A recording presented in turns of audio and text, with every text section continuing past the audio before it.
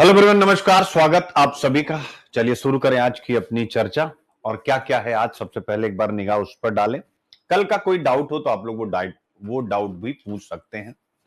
तो क्या क्या विषय हैं आज की अपनी चर्चा में, यानी इंडिया के 3 सबसे अच्छे अखबार। तो आज हम पढ़ने जा रहे हैं और आपको एक बहुत बढ़िया सा कॉन्सेप्ट भी सिखाने जा रहे हैं। आप सबने बहुत बार पढ़ा होगा India forest right act, Bharat का वन अधिकार कानून। इसके बारे में बहुत बार आपने पढ़ा होगा। इस पर प्रीलिम्स में भी 2 से 3 बार क्वेश्चन आ चुके हैं और ये एनवायरमेंट आप पढ़ते हैं तो हमेशा आपके सामने यह विषय आता। बट आज इसके साथ जो एसोसिएटेड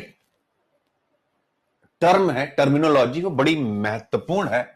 एक्सक्लूजनरी लॉस, यानी हमारी तारीफ की गई है कि जो हमारा वन अधिकार अधिनियम है, अगर हम पूरे विश्व के वन अधिकार यानी जो आदिवासी बंधु होते हैं उनके अधिकारों के लिए किसी कानून की चर्चा करें तो ये बहुत अच्छा है। विश्व स्तर पर जितने भी कानून हो कैसे हैं?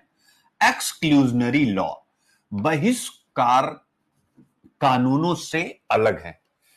यानी आज हम आपको सिखाने जा रहे हैं एक्सक्लूजनरी लॉ क्या होते हैं और भारत का यह कानून कैसे एक्सक्लूजनरी लॉ का उदाहरण नहीं है, जैसा कि विश्व में अनेकों उदाहरण मौजूद हैं। और जैसे ही हम यह बताएंगे तुरंत ही एक्टिव कर देंगे आपको जीएस पेपर 4। बहुत बढ़िया चर्चा, यानी मेरे प्यारे बच्चों, इथिक्स पे। किस पर? जीएस पेपर 4 यहां मिस हो गया।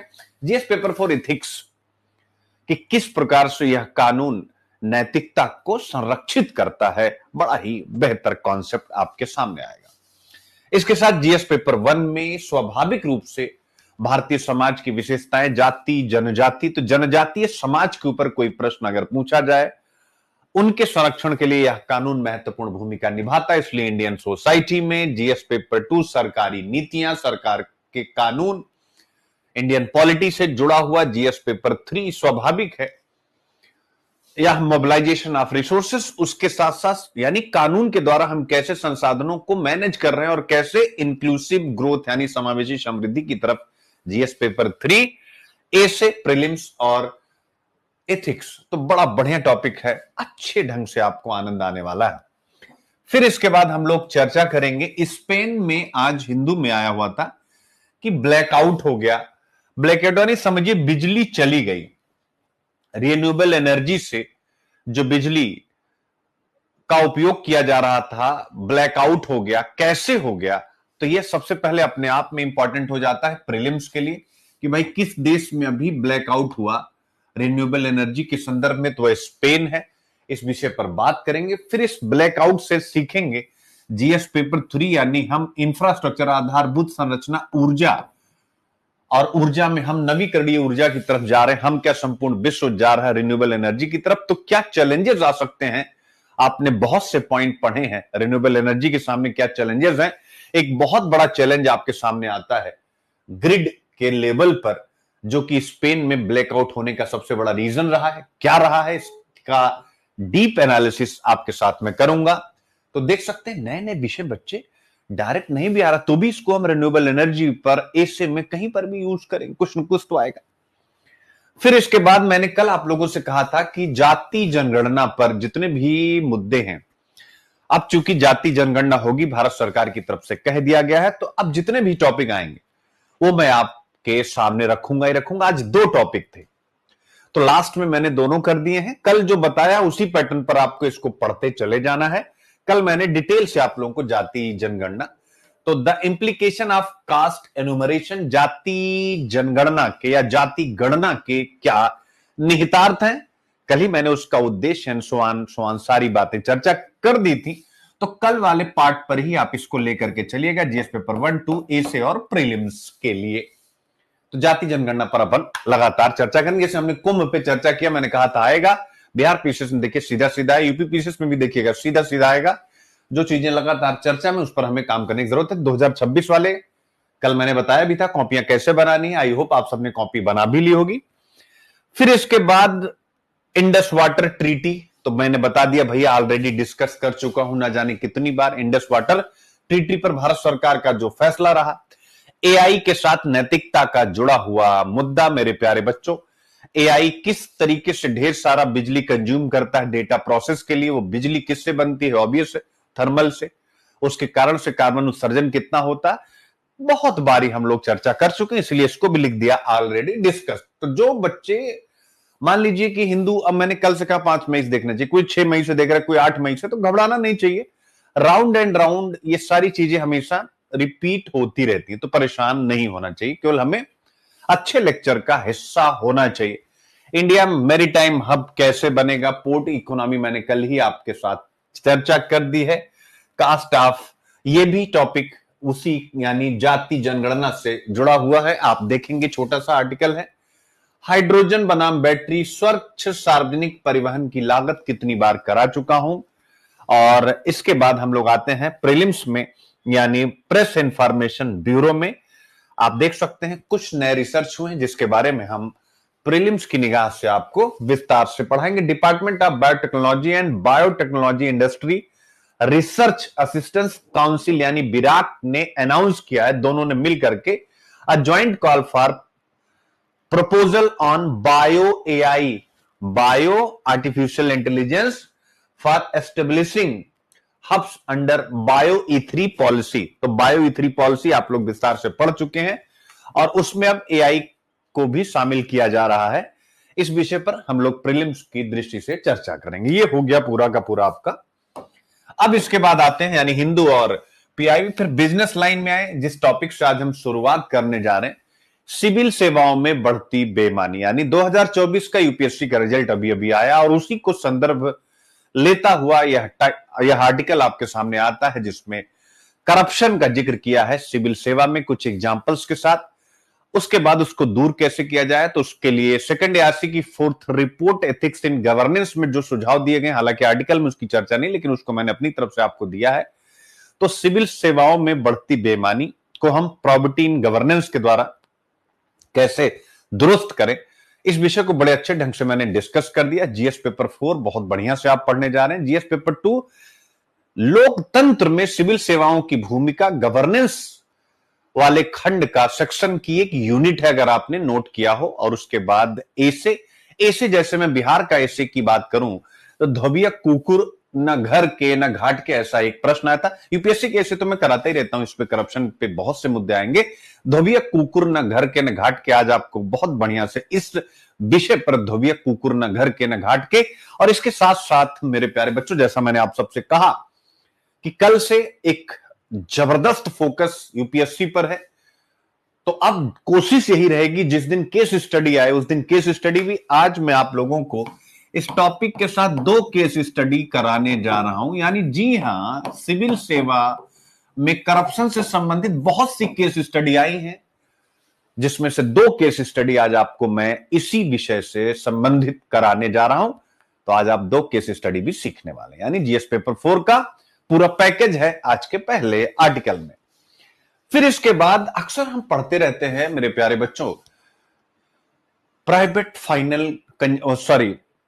इन्वेस्टमेंट, प्राइवेट कैपेक्स यानी निजी पूंजीगत व्यय। और हम ये पढ़ते हैं कि सरकार के तमाम, यानी चाहे वो टैक्स संबंधी रियायत हो, स्टिमुलस पैकेजेस हो, उन सब के बाद भी जिस मात्रा में प्राइवेट इन्वेस्टमेंट होना था वो नहीं हो रहा है। निजी क्षेत्र का पूंजीगत व्यय, प्लांट में, मशीनरी में, आपको अच्छे से पता है जीडीपी ग्रोथ के 4 इंजन है, जिसमें से पहला है, यानी जो हम सब कंज्यूमर हैं इस पूरे देश के, हम जो वस्तुएं एवं सेवाएं खरीदते हैं उससे हमारे देश को पैसा मिलता है। 100 रुपया अगर पूरे देश की कुल साइज है जीडीपी की, तो उसका 56 रुपया हमें कंज्यूमर से मिल रहा है, यानी हमसे, आपसे। और फिर हम पढ़ते हैं 33% किससे मिल रहा है, वो मिलता है निजी क्षेत्र के, ग्रॉस फिक्स्ड कैपिटल फॉर्मेशन यानी सकल स्थिर पूंजी निर्माण, यानी इन्वेस्टमेंट से। इसको सामान्य शब्दों में कहें, इन्वेस्टमेंट कौन करता है? सरकार और निजी क्षेत्र। निजी क्षेत्र ज्यादा करता है। तो आप देख सकते हैं एक बहुत बड़ा योगदान करता है इंडिया की इकोनॉमी के ग्रोथ में। आज उसी पर एक सर्वे आया हुआ है कि निजी क्षेत्र का जो पूंजीगत व्यय है वो कैसे कम हो रहा है, क्यों हो रहा है, इस विषय पर एक रिसर्च है, बहुत बढ़िया टॉपिक है। बहुत दिनों से मैं खोज भी रहा था यार कि इस टाइप का कोई रिसर्च आ जाए जो आपको करा दूं। चूंकि अपन क्या करते हैं कि जैसे वित्त मंत्री महोदया का स्टेटमेंट लिया, उन्होंने कहा कि अभी हमने तमाम छूट दी, स्टिमुलस पैकेजेस दिए। सेकंड मतलब कोविड की सेकंड जो लहर थी उसके बाद सरकार ने जो कुछ भी स्टिमुलस पैकेजेस जारी किए, फिर उन्होंने कहा इन्वेस्टर्स हनुमान यानी प्राइवेट इन्वेस्टर्स हनुमान छलांग नहीं लगा रहे, हनुमान लीप नहीं ले रहे हैं, यानी इन्वेस्टमेंट नहीं कर रहे। उनका कहने का मतलब था हनुमान लीप का कि वह उनके अंदर की वो जो एनिमल स्पिरिट है कि भाई हमें इन्वेस्टमेंट करना, वो नहीं कर रहे हैं। जब तक इन्वेस्टमेंट नहीं आता तब तक factor of production, land, labour, capital, enterprise ये वर्क नहीं करते हैं। स्वाभाविक या करते हैं तो वीक जैसे चल रहे हैं वैसे ही चलते हैं। तो वस्तु एवं सेवाओं का उत्पादन कम, लोगों को काम कम, इकोनॉमी में जो एक साइकिल होता है वो साइकिल कमजोर, और स्वाभाविक है इकोनॉमी कमजोर। तो ये सारी चीजें हम जान रहे हैं और उसी को आज एक डेटा के द्वारा समझेंगे। बड़ा ही सरल है, हल्का सा जिक्र करूंगा, आप दौड़ जाएंगे और इसको विस्तार से कंप्लीट कर लेंगे मेरे प्यारे बच्चों। तो ये हो गया आपका, आई होप आप मजा पा जाएंगे इस टॉपिक। मेरा बड़ा मतलब फेवरेट हो, वन अधिकार वाला तो इतना बढ़िया मैंने एथिक्स का बनाया है कि मैं भी जब उसको बना रहा था एथिक्स के लिहाज से, जबकि एडिटोरियल में बिल्कुल नहीं, वन अधिकार अधिनियम वाला, तो मुझे खुद ऐसे ना गूज़बम हो रहा था। मतलब जब भी अच्छा कंटेंट मिलता है तो मेरे रोए खड़े हो जाते हैं, सच में बता रहा हूं ये, क्योंकि खुद ही सारा कंटेंट बनाता हूं। आप सबको मैं जब कहता हूं शुरू से बार बार क्यों कहता हूं कि मैं ही सारा कंटेंट बनाता हूं, मैं स्वयंभू नहीं हूं कि मैं अपने आप में महाज्ञानी नहीं। ये मैं 2012 से मैंने एक आदत बनाई, जब से मैंने मैगजीन निकाली है मेरे बच्चों, मैंने कभी भी कंटेंट किसी से बनवाया नहीं। ध्यान से समझिएगा, यानी कंटेंट में शुरू से बनाता रहा। आज मुझे अगर मैं 12 मान लो दिसंबर में मैगजीन आई थी तो नवंबर से काम मैं कर रहा था। मान लीजिए मैं 2013 की जनवरी ले लूं तो 2014, 15, 16, 17, 18, 19, 20, 21, 22, 23, 24 और ये 25 चल रहा है। यानी मुझे 11 वर्ष पूरे हो चुके हैं स्वयं कंटेंट बनाते हो। और इन्हीं अखबारों का, बिजनेस लाइन को हटा दीजिए, हमारे टाइम में द हिंदू, आप सोचिए कि ये मैं खुद लिख रहा हूं। तो इसका जो सबसे बड़ा एडवांटेज मिलता है वो मुझे वो ये मिलता है कि हर चीज क्रिस्टल क्लियर है एक। इसीलिए आप देखेंगे कभी भी आपको जो हिंदू की क्लास है बोर नहीं लगती, आप सब लगातार इतनी बड़ी संख्या में बने रहते हैं। और मुझे मजा आता है कि मैं हर दिन कुछ ना कुछ नया कर पाता हूं, क्योंकि सारी चीजें दिमाग में है। तो ये जो 11 सालों की तपस्या रही हिंदू को बनाने में, इसने मुझे बड़ा फायदा दिया।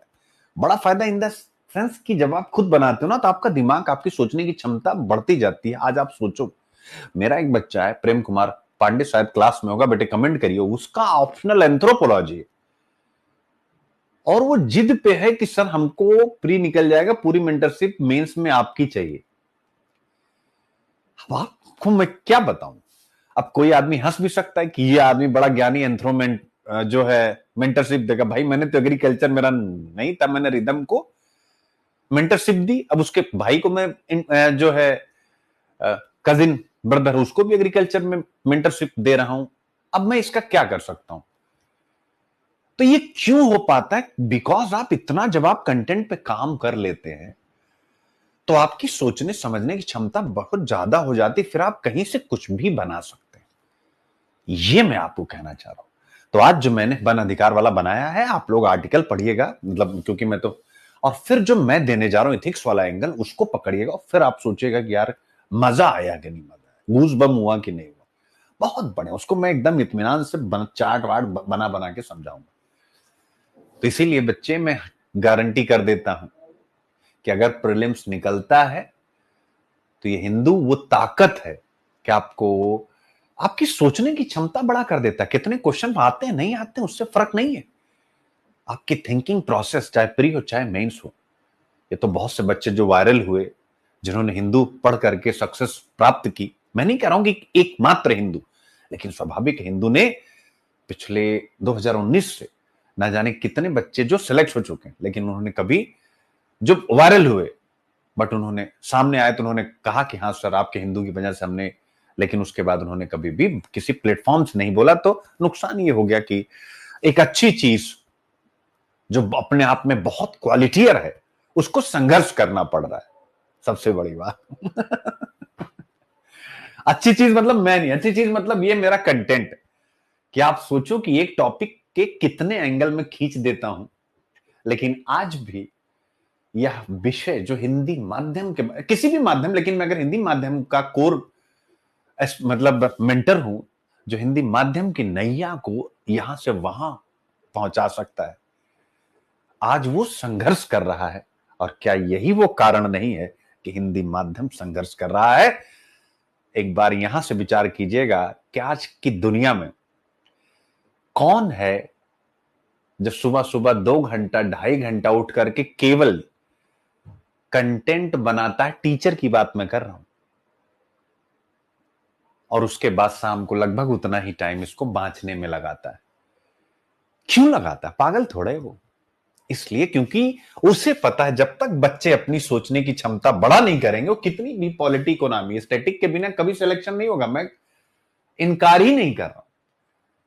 लेकिन क्या अपनी सोच को बड़ा किए स्टैटिक के वो एंगल आप पकड़ पाएंगे जो यूपीएससी आपको देता है? तब हम, हमारे जैसे सभी टीचर प्रीलिम्स के एग्जाम होते ही खड़े हो जाते हैं, यूपीएससी इज इक्वल टू, अरे बच्चों क्या बोला जाए, अनप्रेडिक्टेबल सिविल सर्विसेज। हमारे लिए कितना आसान है कि बच्चों क्या ही किया जाए, ये तो यूपीएससी तो है ही है भाई, यूपीएससी नहीं, यूनियन पब्लिक सर्विस कमीशन है, लेकिन ये अनप्रेडिक्टेबल सिविल सर्विसेज है। आप भी कहेंगे हाँ यार अनप्रेडिक्टेबल, ये नहीं, प्रेडिक्टेबल है, लेकिन उसके लिए आपको तपस्या करनी पड़ेगी। पता चला कुछ दिन आपने हिंदू में तपस्या की, उसके बाद आप छोड़ दिए ना जाने किन किन कारणों से। और आप बच्चों हमेशा देखिएगा कि आपने अगर कभी छोड़ा है तो कितना आपको नुकसान हुआ होगा, आप विचार कीजिएगा। और जिन्होंने छोड़ा उनको एक्चुअल में नुकसान हुआ, क्योंकि बच्चे आते रहते हैं, सर हमने छोड़ दिया, हमको ये नुकसान हो गया, या ऐसा हो गया, वैसा हो गया। ठीक है, तो ये तो मस्ती वाली बात थी, चलिए हो गई। अब इसके बाद कैपेक्स में फिर आता है ताप विद्युत संयंत्रों से प्रदूषकों की जांच। विशेषकर इसको हम प्रीलिम्स के लिए पढ़ेंगे, हालांकि मैंने मेंस भी बना दिया है कि जो थर्मल प्लांट्स होते हैं मेरे प्यारे बच्चों, वो प्रदूषण को कैसे फैला रहे हैं। बहुत बढ़िया टॉपिक है, जीएस पेपर 3 प्रदूषण, एनवायरमेंट वाले में सिलेबस का एक पार्ट है pollution. GS paper 2 government policies, ए से तो हम लेंगे ही लेंगे कि भाई courage to accept and dedication to improve are two keys to success, इस प्रकार की चीजें। और प्रीलिम्स का बहुत बढ़िया कंटेंट है मैंने बनाया, बहुत बढ़िया, मतलब मेरा भी दिल खुश हो गया था बनाते समय। अब इसके बाद आया है मेरे प्यारे बच्चों प्रधानमंत्री फसल बीमा योजना का एक डेटा। और डेटा क्या कहता है कि मेरे प्यारे बच्चों, इस बीमा के तहत किसानों ने जो भी आवेदन किए थे कि भाई हमें बीमा मिलने चाहिए, तो 100 में से 100 आवेदन आए थे, तो 97 का निपटारा हो गया है। तो बहुत अच्छा प्रदर्शन चल रहा है प्रधानमंत्री फसल बीमा योजना में बीमा मिलने का। और सबसे ज्यादा अगर कहीं पर अभी दिक्कत है तो आंध्रा है, तो ये तो खैर एक फैक्ट हो गया, ये आपसे पूछेगा नहीं दावे कितने हुए, कितने निपटाए गए। आपको पता है 2016 में ये स्कीम जब आई, उसके बाद मेंस में भी प्रधानमंत्री फसल बीमा योजना पर एक क्वेश्चन आया हुआ, आप उठा करके चेक कर लीजिएगा, जीएस पेपर 3 इकोनॉमिक्स में। तो मैंने सोचा कि प्रधानमंत्री फसल बीमा योजना पर प्रीलिम्स का आपको खूब बढ़िया सा कंटेंट बना देता हूं, और स्वाभाविक रूप से उसको आप याद कर लेंगे, तो मेंस में क्या ही, सारे फैक्ट तो मैंने वहां डाल दिए, तो मेंस में भी वही याद रखेंगे। ये स्टैटिक क्वेश्चन एकदम से स्कीम पर है, तो आप कर ले जाएंगे। अब आइए भैया, एक और मजेदार मुद्दा आ गया है, डब्ल्यूटीओ, यानी जो, सोचिए क्या ही, अमेरिका। हंसी आ रही है इसके लिए, कोई कहावत, काश बिहार की कोई कहावत कोई आप लोग बता देते, मैं भूल रहा हूं, इतनी याद है नहीं, आहिस्ते आहिस्ते 2-3 सालों में याद हो जाएंगी सारी बिहार की कहावत भी, क्योंकि बिहार की जो कहावत है ना, वही अमेरिका, अमेरिका पे इतना गहरा व्यंग, मतलब उसकी लैंग्वेज ऐसी ना कि ऐसा लगे कि अमेरिका को मिर्ची लग जाए अगर कोई अमेरिका का समर्थक सुन ले। देखिए क्या किया है हमारे ऊपर, यानी हमारे मतलब इंडिया के ऊपर। जरा मैं स्क्रीन हटता हूं, आप इसको देखिए पहले। फिर डब्ल्यूटीओ में अमेरिका ने विशेष इस्पात के लिए, यानी स्टील के लिए भारत की पीएलआई योजना पर सवाल उठाए। डब्ल्यूटीओ आप सबको पता है व्यापार विवाद या व्यापार से संबंधित कोई भी डिस्टोर्शन या विकृति का मुद्दा है तो डब्ल्यूटीओ एक मंच है जहां पर विभिन्न राष्ट्र अपनी आवाज बुलंद करते हैं कि इस देश की नीति या इस समूह की नीति व्यापार को विरूपित कर रही है, डिस्टॉर्ट कर रही है और आप इसका समाधान कीजिए। तो डब्ल्यूटीओ की ट्रेड डिस्प्यूट सेटलमेंट बॉडी उस मामले की सुनवाई करती है और फिर एक वाजिब डिसीजन देती है। तो होता ना चोर, हाँ कैसे कहा गया यार, अरे वो कैसे है, चलनी 56 पता नहीं कैसे है यार। हाँ, सूप हंसे चलनी हंसे जिसमें 72 छेद, कुछ ऐसा है हमारी तरफ भी। यानी ऐसा नहीं कि सूप हंसे तो ठीक है, सूप यानी जिसमें गांव वगैरह में वो धान गेहूं ये सब सफाई की जाती है, उससे कुछ काम किया जाता है खाद्यान्न पर। तो सूप हंसे चलनी हंसे जिसके 72 छेद। तो आप देख सकते हैं बंदे ने अभी टैरिफ वार पूरे विश्व में छेड़ दिया है और भारत की पीएलआई स्कीम जो स्टील को सपोर्ट कर रही है क्योंकि हमें मैन्युफैक्चरिंग हब बनना है, उसको लेके चला गया कि ये वर्ल्ड ट्रेड को विरूपित कर रहा है, यानी ये एक्स्ट्रा सब्सिडी दे रहा है डब्ल्यूटीओ। तो इसको हमने एक एग्जांपल के लिए आपको दिया है कि सूप हंसे चलनी हंसे, याद रखिएगा। बाकी हम इसमें प्रीलिम्स के लिए ही चर्चा करेंगे। मुद्दा यह है, आर्टिकल इस पे आएगा, कल परसों तक आ ही जाएगा, ये भी न्यूज है। तो जैसे आर्टिकल आएगा फिर अपन विस्तार से इस पर बातचीत कर लेंगे। तो इसलिए मैंने बहुत ज्यादा आर्टिकल वाला पक्ष आना ही लिया क्योंकि इस पे मुद्दा आना ही आना। फिर इसके बाद आते हैं मेरे प्यारे बच्चों, भारत की बढ़ती जनगणना। वही अब जनगणना वाले तो इनको और पहले वाले जो हिंदू का टॉपिक था दोनों को मिला करके बना दिया गया, कल मैंने विस्तार से पढ़ाई दिया है। तो ये जनगणना वाला जो भी अच्छे टॉपिक रहेंगे मैं रेगुलर दूंगा। डाउन टू अर्थ में माइक्रो प्लास्टिक्स किस प्रकार समुद्र की संरचना को बदल रहे हैं, प्रीलिम्स के लिए। और फिर इसके बाद साओला, यानी साओला दुनिया का सबसे दुर्लभ स्थल में रहने वाला स्तनपाई या मैमल। साओला, क्या इसका नाम आपने कभी सुना था? साओला भूमि पर रहने वाला सबसे बड़ा मैमल, सबसे बड़ा स्तनपाई, आपने देख लीजिए। तो आज इसके बारे में पढ़ेंगे। तो कुल कितने टॉपिक हो गए? 17 टॉपिक हो गए, जिसमें से 5 या 6 हो चुके हैं, बाकी के टॉपिक सारे नए हैं कि नहीं। तो अब सब बच्चे क्लास में आ चुके हैं। एक बार मुझे बताएंगे मेरे प्यारे बच्चों कि एनी डाउट किसी को किसी भी टॉपिक पर, फटाफट बताते चलें। कल वाले टॉपिक पे भाई मेरे बंधुओं, ठीक है, एक बार मुझे बताते चलें कल वाले टॉपिक पर, ठीक है। एनी डाउट, किसी को कोई डाउट है? और नहीं तो फिर चढ़ाई कर दी जाए दबा करके, एक बार बता दीजिए, तब तक मैं फाइल अपलोड कर लूं फटाफट। भाई कहां गायब हो गए सारे? Any doubt? हाँ, गीता कुमारी कह रही सुपुआ हाथ से चलनिया पे तोरा में। हाँ 77 कुछ ऐसा ही है बेटा। बिहार वाले बच्चे आ गए हैं क्लास में कुछ। तो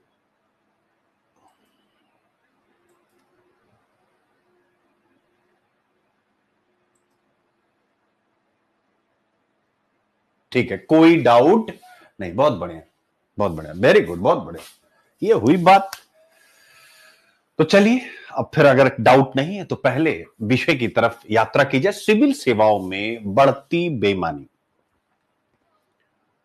मेरे प्यारे बच्चों, खासकर उन बच्चों के लिए नया सेशन है जिनके दिमाग में होता क्या है ना कि हम अपने सिलेक्शन से ज्यादा एक टीचर के लिए कुछ अपने मन में एक एटीट्यूड डेवलप कर लेते हैं कि ये टीचर मुझे ऐसा ही चाहिए जैसा मैं सोचती हूं या जैसा मैं सोचता हूं। यानी पहले जैसा यूट्यूब पर सुनील अभिव्यक्ति आए और दहाड़े ये एक्टिंग वो एक्टिंग करे तो वो बेस्ट होगा। मेरे बच्चे जो भी मुझे यूट्यूब पे देख रहे हैं, खासकर ये 25 मई तक मैंने कोशिश की है कि सारे टॉपिक यूट्यूब पे डालूं जिससे कि आपको ये समझ में आए कि यार आपको मुद्दों से मतलब है, सुनील अभिव्यक्ति से मतलब नहीं है। सुनील अभिव्यक्ति स्क्रीन पे ना भी आए तो भी आपको मतलब क्या है? मुद्दों से मतलब है। प्लीज इंग्लिश मीडियम के बच्चों की तरफ प्रोफेशनल बनिए। आपको पता मैं हिंदी मीडियम का मेंटर हूं और सारे इंग्लिश मीडियम की मेंटरशिप मेरे पास आ रही है रिदम के सिलेक्शन के बाद। व्हाई? क्योंकि सबको पता है कि जो चीज चाहिए वो इसके पास है। तो मैं जो कहना चाहता हूं वो है कि कंपेयर कीजिए पहले के कंटेंट में और आपके कंटेंट में। पहले केस स्टडी जिक्र होता था, 2 पॉइंट बताता था। आज केस स्टडी सॉल्व करता हूं, ए से पूरा कराता हूं, मॉडल क्वेश्चन कराता हूं, सारे टॉपिक को। पहले क्या होता, पैराग्राफ पैराग्राफ पैराग्राफ, 400 स्लाइड। अब क्या होता है, बॉक्स आइटम्स, यानी कि जो पढ़ना है केवल उतना, जो आपको दिमाग में रखना है केवल उतना। आपका कंटेंट पहले के कंटेंट से 10 टाइम बेटर है, प्रेजेंटेशन 10 टाइम बेटर है। और जब आपके जीवन में टेक्नोलॉजी आती है तो चीजें ईज होती हैं। तो ईज होने का मतलब होता है हर चीज सरल हो जाती है, चाहे वो लेक्चर्स देना हो, चाहे समय का कंजम्पशन हो। कि पहले अब सबको पता, सुनील सर 3-3 घंटे हिंदू पढ़ा देते थे। जरूरी है 3 घंटे हिंदू पढ़े हम? अब विचार करें, जाति जनगणना वाला टॉपिक जो अभी कल ही कराया, आज भी मैंने 3 एडिटोरियल एक साथ मिक्स करके बनाए। अब क्या आज भी उसको पढ़ाऊं? मेरे बच्चे, अब बहुत गहराई है, जरा आप एक बार सोचिएगा। अभी यहां सपना है, गीता है, 2 बच्चों को मैं जान रहा हूं। एक बार बच्चे जरा आप लोग बताना, बिहार पीसीएस में आप लोगों ने मेंस लिखा है और ये इंग्लिश मीडियम के बच्चे हैं। सपना इंग्लिश मीडियम की, Geeta I think Hindi medium है या इंग्लिश मीडियम, आप बताना बच्चे। एक बार कमेंट करो जैसे क्लास में सब बच्चों को आपका कमेंट दिखे। सपना इंग्लिश मीडियम की है। तो बिहार में कितने क्वेश्चन बेटा, अगर हम बिहार स्पेशल छोड़ दें तो लगभग लगभग सारा पेपर हिंदू से था कि नहीं? मुझसे नहीं, हिंदू से था कि नहीं?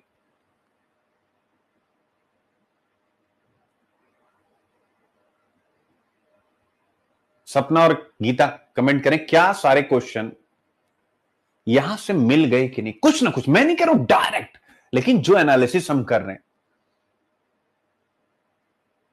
मिल गए कि नहीं मिल गए?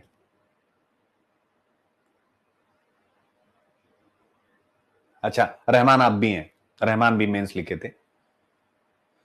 पूरी थिंकिंग प्रोसेस की बात मैं कर रहा हूं कि सोचने का तरीका, हर चीज।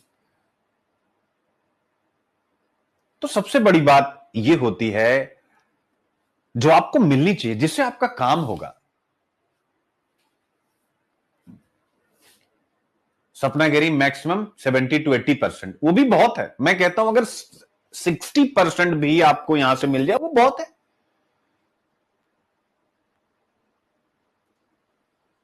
तो ये 3 बच्चे जो मेंस की क्लास के हैं, यानी जिनका मेंस अभी खत्म। सिविल सेवाओं में बढ़ती बेईमानी, मुद्दा क्या है एक बार आप देखें और फिर उसके बाद हम लोग स्टार्ट करते हैं अपनी जर्नी। हाल ही में यूपीएससी सीएससी 2024 के परिणाम घोषित हुए, जहां देश को नई प्रतिभाएं मिली। वहीं पिछले कुछ वर्षों में कई युवा आईएएस आईपीएस अधिकारियों के भ्रष्टाचार में, करप्शन में लिप्त होने की घटनाएं सामने आई। आप सबको पता है, कुछ एग्जाम्पल मैंने बॉक्स आइटम में दे भी दिए।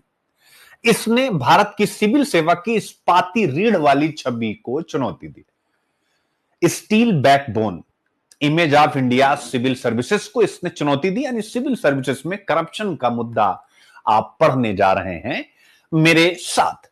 अब सिविल सर्विसेज में करप्शन का मुद्दा और क्यों हमारे लिए यह मुद्दा इंपॉर्टेंट है, अब इस पर विस्तार से चर्चा, चूंकि ढेर सारे क्वेश्चन हैं। अब वो एक बार मैं पीडीएफ डाउनलोड करके और फिर उसके बाद आपके साथ हम लाइव पर बोल देता हूं। अब मेरे प्यारे बच्चों, फटाफट आ जाते हैं, ठीक है? ये सारी चीजें हो चुकी हैं। सिविल सेवाओं में बढ़ती बेईमानी, मुद्दा ही गया है, यानी करप्शन पढ़ने जा रहे हैं, भ्रष्टाचार।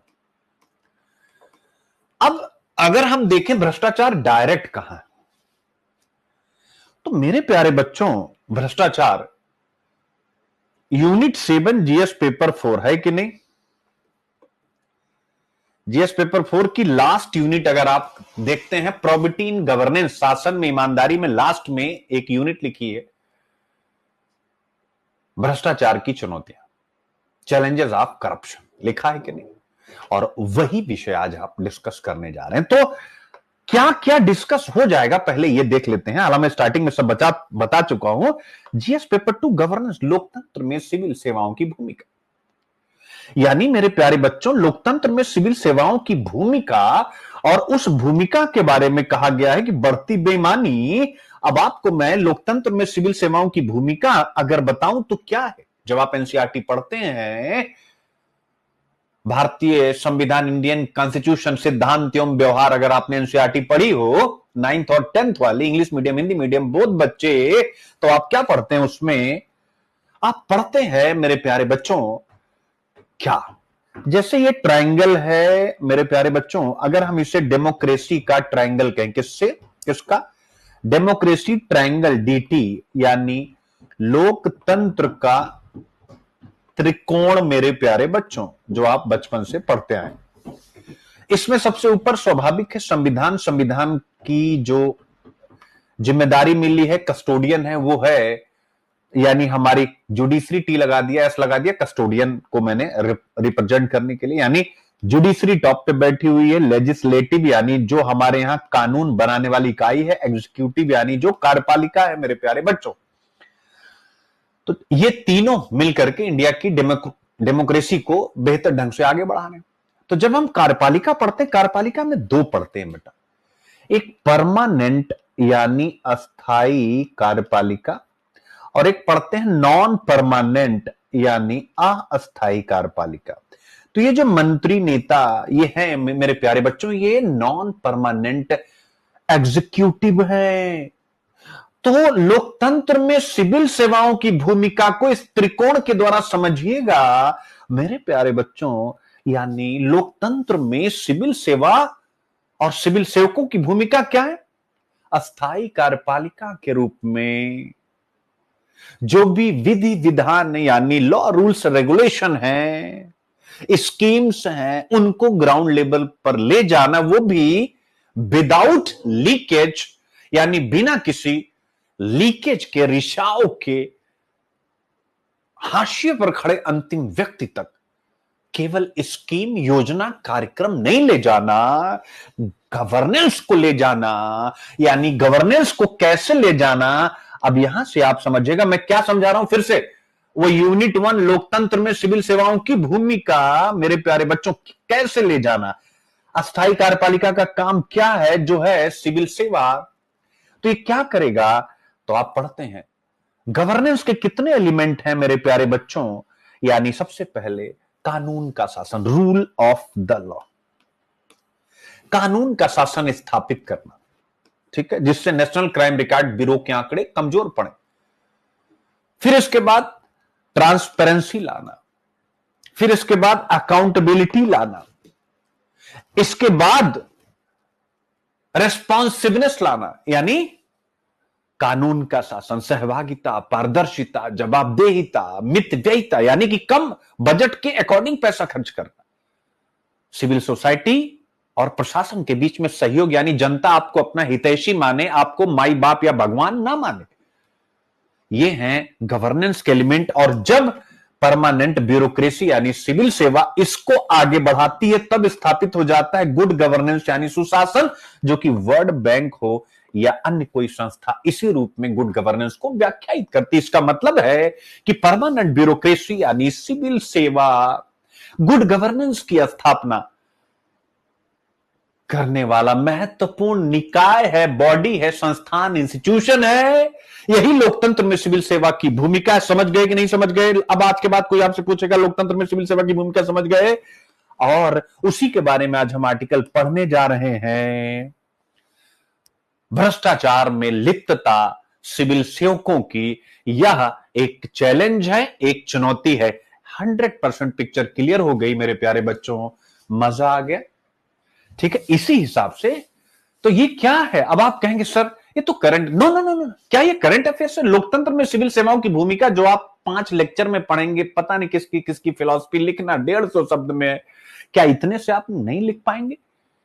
स्वयं विचार कीजिए, क्या इतने से आप नहीं लिख पाएंगे? अपनी सोचने की क्षमता बड़ा कीजिए और 10 साला व्यवस्था के बजाय कम पढ़िए, ज्यादा रिवीजन करिए, कम पढ़िए, ज्यादा लिखिए, कम पढ़िए, ज्यादा एमसीक्यू बनाइए, डे 1 से 26 वाले, 27 वाले।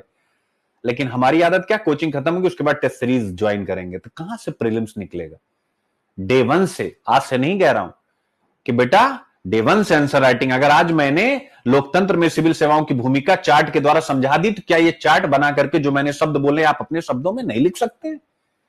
डे 1 से आंसर राइटिंग अनिवार्यता है। अगर आप नहीं करेंगे फिर आप अपने लिए स्वयं जिम्मेदार हो,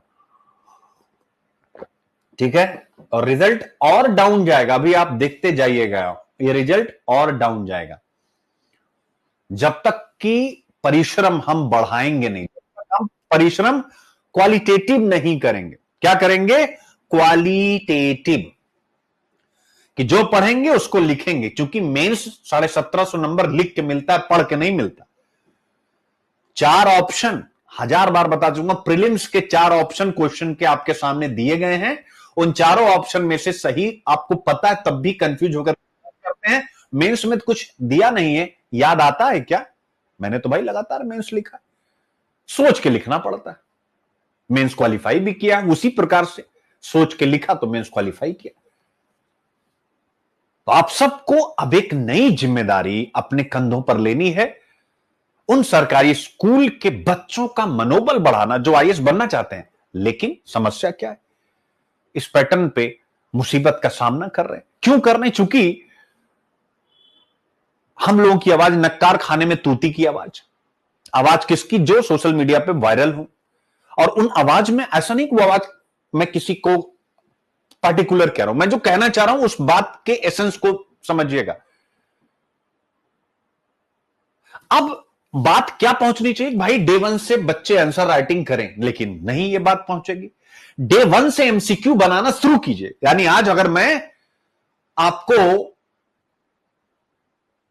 साओला के बारे में पढ़ाऊंगा कि स्थल का सबसे बड़ा मैमल, तो आप साओला के बारे में 2 एमसीक्यू मैं दूंगा, 2 आप नहीं बनाएंगे तो आपको याद कैसे होगा? आप स्वयं बताएं मुझे।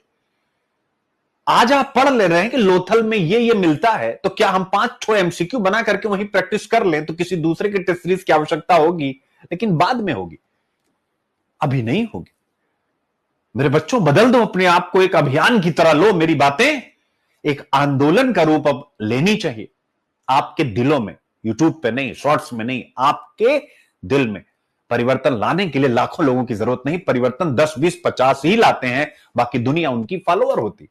और उसी पद्धति पे मैं चल रहा हूं, इसलिए विचार कीजिएगा। फिर से आता हूं, लोकतंत्र में सिविल सेवाओं की भूमिका के बारे में जो मैंने आपको यह बताया, क्या इससे यह आपकी पहली यूनिट क्लियर हो गई कि नहीं होगी? और आपको पूरा मुद्दा क्लियर हो गया कि नहीं हो गया? मेरे प्यारे बच्चों, आप बताएं। भैया लोकतंत्र में सिविल सेवा की भूमिका ये है, कर ये रहे हैं अब आपके सामने। और जो सोल्यूशन ना बड़े गजब गजब के मैंने इनोवेटिव डाले, मजा आएगा। जीएस2 गवर्नेंस ऑब्वियस है, तो दोनों यूनिट मैंने लगा दी है। जीएस पेपर 2 पॉलिटी का भी जिक्र किया गया है कि जो कॉन्स्टिट्यूशन के बड़े पदों पर बैठे हैं, जैसे यूपीएससी के चेयरपर्सन, उनकी जिम्मेदारी क्या है? उन जो समितियां बनती हैं उनकी जिम्मेदारी क्या है? यानी वो नए रेजोल्यूशन लाए कि पूरे देश में जो आईएएस अधिकारी अच्छा काम कर रहे हैं उनके काम को और उनके रिपोर्ट कार्ड को as a heroic, as a hero, Amitabh Bachchan, Shahrukh Khan की तरह प्रस्तुत किया जाए। आप सोचिए कितना बड़ा चेंज आएगा। यानी बहुत से अधिकारी बहुत अच्छा काम करें, अगर उनके काम को लोगों के बीच में लाया जाए तो आने वाली जनरेशन उनको अपना हीरो मानेगी कि नहीं मानेगी? अभी कुछ आता ही नहीं जो। और सबसे बड़ी बात है, आता क्या है इसको सिविल सेवा को चलाने वाली यूपीएससी भी नहीं समझ रही है। आता है जो करप्शन का मामला होता है।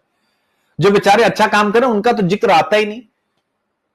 तो जो अच्छा काम कर रहे हैं उनके कामों की लाइब्रेरी बननी चाहिए, यूपीएससी ऐसा बनाए। इसलिए मैंने यहां पर यूपीएससी की जिम्मेदारी के लिए यहां पर यूपीएससी के चेयरमैन को कोड कर दिया। जीएस पेपर 4 इथिक्स बताने की जरूरत नहीं है। लोक प्रशासन, सिविल सेवा मूल्य, ये सारी चीजें ये कई यूनिट में जाएगा, 6वीं 7वीं आप जो भी ले सकते हैं। Same UP PCS, Madhya Pradesh PCS में भी गवर्नेंस और इथिक्स है, महाराष्ट्र पीसीएस में भी है, राजस्थान पीसीएस में भी एडमिनिस्ट्रेटिव इथिक्स है मेरे प्यारे बच्चों। ठीक है, प्रीवियस ईयर क्वेश्चन आप देख सकते हैं। तो क्योंकि सिविल सेवक एक लोक सेवक भी होता है, तो आप देख सकते हैं लोक सेवकों की सत्यनिष्ठा और प्रतिबद्धता, यानी हर एक प्रश्न में इंटीग्रिटी होनी चाहिए लोक सेवकों में, यानी करप्शन नहीं करना चाहिए, कमिटमेंट होना चाहिए towards democracy, towards constitution, towards उन्होंने जो ओथ या शपथ ली है। प्रश्न आते हैं, वही प्रश्न 2024 में पूछा गया, फिर 2020 में आपसे पूछा गया। लोकतंत्र को सुदृढ़ करने के लिए सिविल सेवाओं में सुधार के सुझाव दीजिए। आप देख सकते हैं सिविल सेवा में सुधार क्या होने चाहिए, मैंने बहुत अच्छे आगे दिए हैं। यानी अगर आप चाहते हैं कि हर एक जिले की जीडीपी अच्छी हो, उसके लिए सिविल सेवकों को अच्छा काम करना पड़ेगा और उसके लिए कुछ सुधार की जरूरत है। क्या होने चाहिए? ऑब्वियस यार, गुड गवर्नेंस। कैसे? आगे विस्तार से बताया गया। जीएस पेपर 2 में 2017 आप देख सकते हैं, कह रहा है कि भैया जो सिविल सेवा है उसको बनाया गया था कि ये न्यूट्रल रहेंगे। किससे? जनता से भी, पॉलिटिशियन से भी, बिजनेसमैन से भी, और परमानेंट ब्यूरोक्रेसी के रूप में काम करेंगे, कोई पार्शियलिटी नहीं करेंगे। इफेक्टिवनेस यानी प्रभावी ढंग से सिविल सेवाओं की या लोक सेवाओं की डिलीवरी करेंगे। लोक सेवा यानी लॉ, रूल्स, रेगुलेशन, स्कीम्स। कह रहा लेकिन वर्तमान संदर्भ में इनकी कमी लगती है। यानी आज जो सिविल सेवक है उनमें न्यूट्रलिटी की कमी है, यानी वो भी अपनी जाति धर्म के आधार पर किसी न किसी पार्टी के प्रति अपनी, किसी न किसी राजनेता राजनीतिक दल के प्रति अपनी जो भक्ति है उसको दिखाते हैं। भक्ति शब्द मैंने इस्तेमाल किया कटाक्ष के रूप में। क्या आप इस दृष्टिकोण से सहमत? आप मुझे बताइए, जो नए बच्चे होंगे, बगैर इस टाइप के आर्टिकल की चर्चा किए हुए आप कैसे सहमत होंगे या सहमत नहीं होंगे, आपसे पूछना चाहता हूं। यानी जब तक कोई करंट के मुद्दों पर चर्चा नहीं करेगा, सिविल सेवा को लेकर के देश दुनिया में क्या चर्चा चल रही है, तब तक क्या आप इस दृष्टिकोण से सहमत हैं, असहमत हैं कि अब वो न्यूट्रल नहीं रह गए हैं, प्रभावी नहीं रह गए हैं? क्या आप अपनी सहमति दे पाएंगे? क्योंकि सहमति देने के लिए तर्क चाहिए होता है, हां या ना, दोनों के लिए तर्क चाहिए होता है। और फिर कह रहा है कि क्या आप इससे सहमत हैं कि सिविल सेवाओं में व्यापक सुधार की आवश्यकता है? जी हां, बिल्कुल आवश्यकता है, और यही एडिटोरियल भी कह रहा है। और कौन कौन से सुधार होने चाहिए, मैंने जबरदस्त लिस्ट आपके लिए तैयार कर दी। अब आगे देखिए, फिर प्रश्न आता है 2016 में। ट्रेडिशनल ब्यूरोक्रेटिक जो स्ट्रक्चर है, यानी जो पूरा का पूरा सिस्टम एक फाइल नीचे से चली ऊपर तक पहुंचने में ही लाल फीताशाही, उसने भारत के सोशियो इकोनॉमिक डेवलपमेंट में बाधा उत्पन्न की। यानी करप्शन ही समस्या नहीं है, ब्यूरोक्रेसी जिसको गुड गवर्नेंस का कार्य दिया गया था, या वह कार्य नहीं कर पा रही, और उसके माध्यम से चाहे हेल्थ हो, एजुकेशन हो, न्यूट्रिशन हो, या इकोनॉमिक डेवलपमेंट हो, दोनों में यह बाधा उत्पन्न कर रहा है। और आप देखिए, जितनी भी स्कीम हम पढ़ते हैं, जितनी भी पॉलिसी पढ़ते हैं, उसमें एक पॉइंट आता है कि नहीं, इस योजना के सही ढंग से फलीभूत ना हो पाने के पीछे का कारण है रेड टेपिज्म, लाल फीताशाही। पढ़ते हैं नहीं पढ़ते हैं? ब्यूरोक्रेटिक हर्डल्स, ब्यूरोक्रेटिक बाधाएं, पढ़ते नहीं पढ़ते? यानी जो दवा थी वही बीमारी बनी। और मैं नहीं कह रहा हूं, सभी ये बात कह रहे हैं, और आप भी उसी का हिस्सा बनने जा रहे हैं। मैं भी कभी कोशिश कर रहा था उसी का हिस्सा बनने की। बीपीएससी एडिटोरियल धोबिया, मतलब बीपीएससी का ऐसे जो एडिटोरियल से डिकोड हुआ, धोबिया कुकुर ना घर के न घाट के, कैसे, अभी आपको विस्तार से सिखाएंगे। और इसके साथ साथ 2 केस स्टडी, एक 2014 की है और एक है 2023 की, मेरे प्यारे बच्चों। ठीक है, पॉइंट इज क्लियर? अभी आते हैं बेटा, सभी प्रश्नों को उत्तर देंगे। तो ये 2 केस स्टडी, लेकिन पहले एक बार मुद्दा समझा दूं, तब केस स्टडी पे आऊंगा, तब आपको केस स्टडी ज्यादा समझ में आएगी, नहीं तो फिर सब बाउंस चला जाएगा। तो आइए जरा देखते हैं, सिविल सेवाओं में बढ़ती बेईमानी एक संरचनात्मक और नैतिक संकट, स्ट्रक्चरल भी है और एक एथिकल क्राइसिस भी है। तो ये इंट्रो वगैरह तो बताने की आवश्यकता नहीं, आप इसको देखेंगे कि सिविल सेवाओं को अक्सर भारत के स्टील फ्रेम के रूप में संदर्भित किया जाता है, बुलाया जाता है, जिसकी परिकल्पना ही की गई थी इंटीग्रिटी के लिए, इंपार्शियलिटी यानी निष्पक्षता के लिए, और सार्वजनिक सेवा को बनाए रखने के लिए। सार्वजनिक सेवा यानी वही जो मैंने स्कीम, योजना, प्लान बोला। हालांकि भ्रष्टाचार की बढ़ती रिपोर्टें खासकर युवा अधिकारियों के बीच बुनियादी स्तर पर भी नैतिक मानकों के क्षरण को लेकर चिंता पैदा करें, यानी इरोजन ऑफ एथिकल स्टैंडर्ड्स। इसको आप बस याद रखिएगा, यही मैंने आपको बताया। क्लियर है? अब यहां पर की हाईलाइट फ्रॉम, यानी 2024 के यूपीएससी रिजल्ट के बारे में बताया गया, कितना सिलेक्शन, कितनी महिला, कितने टेक्निकल बैकग्राउंड के ठीक है, कितने एथनिक बैकग्राउंड के, इस प्रकार की पॉजिटिव ट्रेंड क्या रहा है, यानी महिलाओं की भूमिका, ये सारी चीजें हैं। इसको आपने पहले भी पढ़ा है, वो भी मैंने आपको बता दिया। अब लोकतंत्र में सिविल सेवाओं की भूमिका आपको मैंने विस्तार से बताई है, और यहां पे उसी चीज को बता दिया गया कि इन मूल्यों के साथ जो मूल्य यहां लिखे हुए हैं, और फिर कुछ अच्छे उदाहरण जैसे अशोक खेमका जी का है कि 50 से अधिक तबादलों का सामना करने के बावजूद हरियाणा में भूमि घोटाले का पर्दाफाश किया। राजीव कुमार पूर्व चुनाव आयुक्त स्वच्छ चुनाव सुधार सुनिश्चित किए। टीएन शेषन पारदर्शिता का एक जीता जाता उदाहरण। ये सारी चीजें मेरे प्यारे बच्चों आपके सामने, ठीक है। अब बढ़ती बेईमानी यानी भ्रष्टाचार, वास्तविक उदाहरण आप देख सकते हैं, यानी एक उदाहरण है लेकिन बहुत से उदाहरण आप सबको पता है। राजनीतिक हस्तक्षेप, अवैध खनन के खिलाफ कार्रवाई करने वाले एक आईपीएस अधिकारी का तबादला कर दिया, यानी ऐसा नहीं कि केवल वही कर रहे हैं, राजनेता भी उनको परेशान कर रहे हैं। हताशा और गुटबाजी, निष्पक्ष नियुक्ति न होने के कारण ईमानदार अधिकारी हतोत्साहित हो रहे हैं और वो किसी न किसी पक्ष का पोषण कर रहे हैं। दमित रचनात्मकता, ठीक है मेरे प्यारे बच्चों।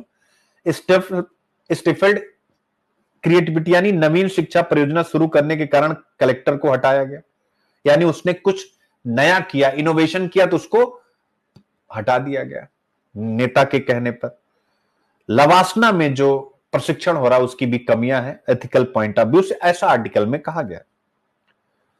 अब अगर इस प्रकार की इंटीग्रिटी का क्षरण हो रहा है तो इससे क्या हो रहा है, जनता के विश्वास की हानि हो रही है, नागरिक प्रशासन से अलग हो रहे हैं, विकास योजनाएं खराब नीति के इंप्लीमेंटेशन के कारण लोगों तक पहुंच नहीं पा रही बेहतर ढंग से।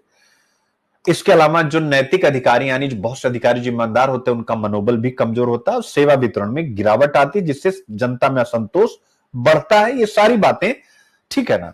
मूल कारण क्या है? मूल कारण जो है बड़ा मजेदार है, पॉलिटिकल ब्यूरोक्रेटिक नेक्सस, यानी राजनेता और नौकरशाहों ने आपस में गठजोड़ बना लिया। एथिक्स डेफिशिएंट ट्रेनिंग यानी नैतिकता विहीन प्रशिक्षण हो रहा है, यानी जो ट्रेनिंग हो रही है उसमें भी इन मूल्यों पर विशेष बल नहीं, केवल किताबों तक है, प्रैक्टिकल इसका कुछ भी नहीं कराया जा रहा। Lack of reward for integrity यानी ईमानदारी है उसके लिए पुरस्कार, यानी जो लोग ईमानदार उनको पुरस्कार नहीं दिया जा रहा। सोसाइटल एक्सेप्टेंस ऑफ करप्शन यानी भ्रष्टाचार की सामाजिक स्वीकृति, यानी आप देखिए शादी विवाह होता है, आप लोग अपने आसपास देखिए तो यही सरकारी नौकरी है, सरकारी नौकरी है, अरे तब तो ठीक है, चाहे उसकी सैलरी कितनी भी कम हो लेकिन तुरंत घर वाले आइडिया लगा लेते हैं ऊपर का कितना कमा लेगा। क्या ये मैं सही कह रहा हूं कि नहीं? और ऐसा नहीं करप्शन केवल गवर्नमेंट सेक्टर में, प्राइवेट सेक्टर में भी, चूंकि मैंने काम किया तो दबा के हर जगह है। फिर इसके बाद आते हैं ethical concern and structural issues, ये आपके सामने आता है, यानी प्रारंभिक करियर भ्रष्टाचार में वृद्धि, यानी कि आप शुरुआत से ही करप्शन में लिप्त हो जा रहे हैं, ठीक है, नवाचार नहीं कर रहे, इनोवेशन नहीं कर रहे, राजनीतिक हस्तक्षेप हो रहा है, ये सारी बातें आपको बताई दी गई। Code of conduct and ethics, तो ये भी आपको पढ़ना है मेरे प्यारे बच्चों। Code of conduct and ethics आप देख सकते हैं कौन कौन से हैं। अखिल भारतीय सेवा आचरण नियम 1968, जिसका मैंडेट है वो क्या कहता है कि भाई जितने भी अधिकारी हैं किस प्रकार का कार्य करेंगे, उनके व्यवहार की रूपरेखा इसमें दी गई, इसको रट लीजिएगा। लवासना में भी सिखाया जाता है। फिर इसके बाद केंद्रीय सतर्कता आयोग का भी एक मैंडेट है कि सरकारी संगठनों में ईमानदारी बनी रहनी चाहिए, इसके बावजूद इस प्रकार का करप्शन है जो चिंतनीय है। कंपैरिजन विद अदर कंट्रीज, मेरे प्यारे बच्चों, उन लोगों ने कौन कौन से रिफॉर्म किए हैं, तो सिंगापुर हो गया, सिविल सेवाओं की प्रतिष्ठा बहुत ज्यादा है, यूके में बहुत ज्यादा है, यूएसए में बहुत ज्यादा है। उन्होंने क्या क्या अभ्यास किए हैं मेरे प्यारे बच्चों, जैसे सिंगापुर ने इतना अच्छा खासा वेतन दे दिया है, बड़े बड़े पैकेजेस, कि उनको करप्शन करने की आवश्यकता नहीं। इस प्रकार के सुधार तो आप इसको याद कर लीजिएगा। जब भी रिफॉर्म की बात करें तो सिंगापुर ने क्या किया, यूके ने क्या किया, यूएसए ने, इसको आप जरूर डाल दीजिएगा, ठीक है। यह आपके लिए बहुत महत्वपूर्ण हो जाएगा, ठीक है। और भी ये सारे पॉइंट हैं जिसको आप डाल देंगे, बेहतर हो जाएगा। स्टील फ्रेम छीड़ हो रहा है, बताने की आवश्यकता नहीं, मैंने स्टार्टिंग से ही लेक्चर में ये सारी चीजें बना दी। अब आगे की राह बहुत महत्वपूर्ण, तो क्या होना चाहिए आगे की राह? नैतिकता आधारित भर्ती और प्रशिक्षण हो, यानी नैतिक मूल्यों पर विशेष बल दिया जाए। संस्थागत सुरक्षा उपायों को मजबूत करें, यानी सेकंड एआरसी की दूसरी सिफारिशों को लागू करें, जैसे सिविल सेवा बोर्ड बनाए, सुरक्षा उपायों के साथ लेटरल एंट्री मिले, प्रदर्शन अगर अच्छा है तो ही पदोन्नति मिले, इस प्रकार की। इसके अलावा विसल ब्लोअर प्रोटेक्शन सिस्टम को, यानी अगर कोई विसल ब्लोइंग सिविल सेवक कर रहा है अपने डिपार्टमेंट में तो उसको संरक्षण मिलना चाहिए, जैसा कि पहली केस स्टडी अभी आप देखेंगे उसमें भी विसल ब्लोअर का रेफरेंस आएगा। पारदर्शिता और नागरिक सहभागिता को बढ़ाना, यानी कि अगर एक डीएम 2 वर्ष तक आपके डिस्ट्रिक्ट में रह रहे हैं, 1 वर्ष तक रहे, जब वो जाएं उसके 1 हफ्ता पहले उनका रिपोर्ट कार्ड प्रदर्शित किया जाए कि वो क्या काम करके जा रहे हैं। नागरिक समाज और मीडिया की भूमिका, यानी कि नागरिक समाज, एनजीओ वगैरह, सेल्फ हेल्प ग्रुप वगैरह, मीडिया भी अपनी जिम्मेदारी निभाते हुए रचनात्मक विचारों को इनके सामने रखे, जिससे वो उसको और अच्छे ढंग से आगे बढ़ाए। लेकिन आज का मीडिया आपको अच्छे से पता, सुबह शाम इसमें पाकिस्तान चल रहा है, कुछ दिन पहले क्या चल रहा था। सेकंड एआरसी की चौथी रिपोर्ट के मुख्य सुझाव क्या क्या है, यानी सार्वजनिक सेवा मूल्य स्थापित किए जाएं, उसके लिए क्या सिफारिश की गई है, आचरण संहिता एवं आचरण के लिए क्या कहा गया है, संस्थागत जवाबदेही सुनिश्चित हो उसके लिए क्या कहा गया है, और परिसंपत्ति की घोषणा नहीं की, जब मैं आईएएस बनूं तो मेरी कितनी संपत्ति, इसकी घोषणा, उसके लिए क्या कहा गया है। तो सेकंड एआरसी की चौथी रिपोर्ट के मुख्य सुझाव भी मैंने यहां पर दे दिए हैं। ग्रीवांस रेड्रेसल, ठीक है ना, यानी नागरिक शिकायत कर सके उसके लिए सिस्टम बनाए, नैतिकता का प्रशिक्षण दिया जाए, नैतिक नेतृत्व को विकसित किया जाए, अतिरिक्त उपाय क्या किया जाए, अगर कोई ईमानदार है तो उसको पुरस्कृत करें, जश्न मनाएं, उसको पुरस्कार मिले प्रधानमंत्री के हाथों। जब प्रधानमंत्री ढेर सारे यूट्यूबर से मिल सकते हैं यार, उसमें से कई यूट्यूबर तो महा बेकार हैं, जिनका कोई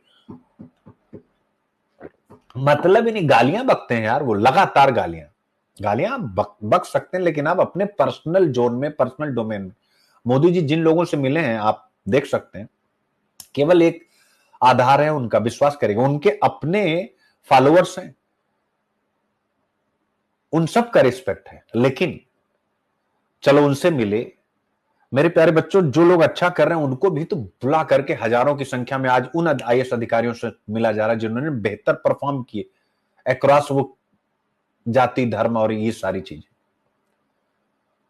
तो ये हो गया। आरटीआई को और सशक्त करें, नैतिकता आधारित मूल्यांकन प्रणाली को लागू करें, ये बहुत महत्वपूर्ण है, बहुत बहुत अच्छा पॉइंट है मेरे प्यारे बच्चों, ठीक है। तो क्या ये पूरा टॉपिक आप समझ गए, फिर एक बेहतर सा निष्कर्ष, और फिर उसके बाद एक मॉडल क्वेश्चन एंड आंसर आपके सामने बनता हुआ दिख रहा है। जरा एक बार क्वेश्चन को आप पढ़ें और फिर हम लोग इस क्वेश्चन और इससे संबंधित अन्य विषयों पर चर्चा करते हैं। नए भर्ती किए गए सिविल सेवकों में भ्रष्टाचार की बढ़ती प्रवृत्ति न केवल प्रशासनिक व्यवस्था बल्कि लोकतंत्र की बुनियाद को भी खतरे में डालती है। इस संदर्भ में सिविल सेवाओं की भूमिका का आलोचनात्मक मूल्यांकन करें। The rising trend of corruption among newly recruited civil servant threatens not only the administrative system but also the very foundation of democracy. Critically evaluate the role of civil services in this context. अब आप देख सकते हैं जो जो पढ़ाया वही विस्तार से आपको, और आंसर लिखने की एक नई शैली बॉक्स आइटम के थ्रू कैसे आप कम शब्दों में ज्यादा लिख सकते हैं। तो परिचय हो गया, नैतिक अखंडता में गिरावट, वास्तविक दुनिया के उदाहरण, वो सारी चीजें आपको बताई, बढ़ती बेईमानी के मूल कारण कौन कौन से हैं वो बता दिया गया, लोकतांत्रिक इससे क्या नुकसान हो रहा है, क्या सुधार होना चाहिए। तो आप देख सकते हैं सेकंड एआरसी के सारे अनुशंसा, रिकमेंडेशन, क्या और इनोवेटिव आइडिया हो सकते हैं वो भी दिया गया है, और फिर एक निष्कर्ष। आपका यह पूरा कंटेंट शानदार ढंग से तैयार हो गया। हो गया कि नहीं हो गया बच्चों? अब अगर हो गया तो आइए जरा कुछ केस स्टडी की भी चर्चा करें, जिससे आप इस आर्टिकल को ही और अच्छे ढंग से समझ पाएंगे। तो 2014 की केस स्टडी आपके सामने सबसे पहले रखते हैं। ये केस स्टडी क्या है मेरे प्यारे बच्चों, ठीक है। अब आप जरा देखिए, रामेश्वर ने आप ही की तरह गौरवशाली, यानी मैं आपको बता देता हूं, ये मुझे रटा हुआ है, मतलब इसमें यह कहा गया कि एक व्यक्ति है रामेश्वर, या आप उसका नाम एक्स कर लीजिए, वो सिविल सेवा पास करता और उसके दिमाग में यही भरा पड़ा था, probity, integrity and so on, बड़ी भारी भारी चीजें, ठीक है। अब जाएंगे तो पूरे संगठन में अच्छे अच्छे लोग मिलेंगे और हम लोग मिल करके जो हमें जिम्मेदारी मिलेगी उसके माध्यम से देश को बदल देंगे, सोशियो इकोनॉमिक डेवलपमेंट करेंगे। ऐसा सोच के रामेश्वर घुस गया इस सर्विस में, यही लिखा जो मैंने बोला। अब रामेश्वर घुस गया, लेकिन जब गया तो इसको वास्तविकता कुछ और पता चली। अरे यार, यहां तो एकदम शुरू से अंत तक करप्शन भरा पड़ा है, और मुझसे भी कह रहे हैं कि चुप रहो, अन्यथा तुमसे पहले भी बहुत से आए, उनका अंजाम बुरा हुआ, तुम्हारा भी अंजाम बुरा होगा। अब वह व्याकुल हो गया, चूंकि वो नैतिक रूप से ईमानदार था, तो वह सलाह के लिए आपके यानी जो मेंस लिख रहा है आपके पास आता है, और यूपीएससी कहता है कि ऐसे विकल्प सुझाइए। किसको? रामेश्वर को। कौन? आप यानी जो मेंस लिख रहे हैं, जो रामेश्वर के लिए उपलब्ध है, यानी रामेश्वर क्या क्या कर सकता है। इससे आपकी सोचने की क्षमता का परीक्षण हो रहा है कि आप एक परिस्थिति को कितने प्रकार से एनालिसिस कर सकते हैं। ठीक है। He comes to you seeking your advice, indicate various options that you think are available in this situation. तो पहले तो अपनी थिंकिंग प्रोसेस बताइए, और फिर कह रहा how would you help him to evaluate these options, यानी आप कैसे मदद करें। आप मतलब जो मेंस लिख रहा है कैसे मदद करेगा कि भाई जो पहला ऑप्शनल है, जो पहला ऑप्शन है उसके प्रोज क्या है, कॉन्स क्या है, दूसरा है प्रोज क्या, कॉन्स क्या है, और अगर प्रोज है तो क्यों है, और कॉन्स है तो क्यों, यानी गुण है तो क्यों है, दोष है तो क्यों है, यह चीजें आप बताएंगे। तो how would you help him to evaluate these options and choose the most appropriate path to be adopted, और फिर उसके बाद जो सबसे सही मार्ग है उसको आप बताइए। चारों में से कौन एक होगा, आपको यह भी चूज करना, और क्यों होगा फिर बताना है। तो क्वेश्चन एक बार सब बच्चे बताएं, समझ गए अच्छे से? क्वेश्चन सब बच्चे समझ गए हैं? पहला वाला, तो क्या हमारे आर्टिकल से यह कनेक्ट हो रहा है कि नहीं हो रहा है? सबसे पहले मैं इस विषय पर आता हूं और आपसे बातचीत करता हूं, क्या कनेक्ट हो रहा है कि नहीं। यानी यूपीएससी से टॉप रैंक लाने के बाद अफसर को, यानी जो भी आईएएस होते हैं, सिस्टम के भीतर गहराई से फैले भ्रष्टाचार और अनएथिकल बिहेवियर यानी अनैतिक व्यवहार का सामना करना पड़ता है। उसे ना तो सुधार की आजादी मिलती है, ना ही संरक्षण मिलता है। इससे वह कैसा हो जाएगा? इससे वह मानसिक द्वंद्व और नैतिक संकट में आ गया, और यही आज की सिविल सेवा की सबसे बड़ी विफलता है, जिसका रामेश्वर सामना कर रहा है 2014 की केस स्टडी में। ठीक है। तो रामेश्वर क्या है मेरे प्यारे बच्चों? रामेश्वर एक आइडियलिस्टिक, आदर्शवादी एटीट्यूड, पॉजिटिव, सकारात्मक, आदर्शवादी अभिवृत्ति से प्रशासन में आया। एक मोरल ग्राउंड पर प्रशासन में आया, इंटीग्रिटी के वैल्यू से, सिविल सेवा के जितने भी फाउंडेशनल वैल्यू थे उसको लेकर के आया। लेकिन जब भीतर गया तो उसे क्या क्या समस्या दिखाई दी। करप्शन, जो भी टॉप पर बैठे हैं या डिपार्टमेंट में जो भी आपस में मिली भगत, उसने कहा मैं रिपोर्ट करूंगा, सबने कहा चुप रहो। तो यहां उसके सामने एथिकल डायलेमा आ गया, नैतिक दुविधा। आपको लिखना, नैतिक दुविधा क्या है उसके सामने, समझिएगा इस बात को कि भैया बोले या चुप रहे। एथिकल डायलेमा आया कि नहीं आया? नैतिक दुविधा, नैतिक चिंता नहीं, नैतिक दुविधा, यानी जब आपके सामने दो विकल्प आ रहे, दुविधा है। नैतिक चिंता का मतलब होता है कि अब दोनों में से कोई एक चूज कर लेना, सत्य का साथ दे या चुप रहे,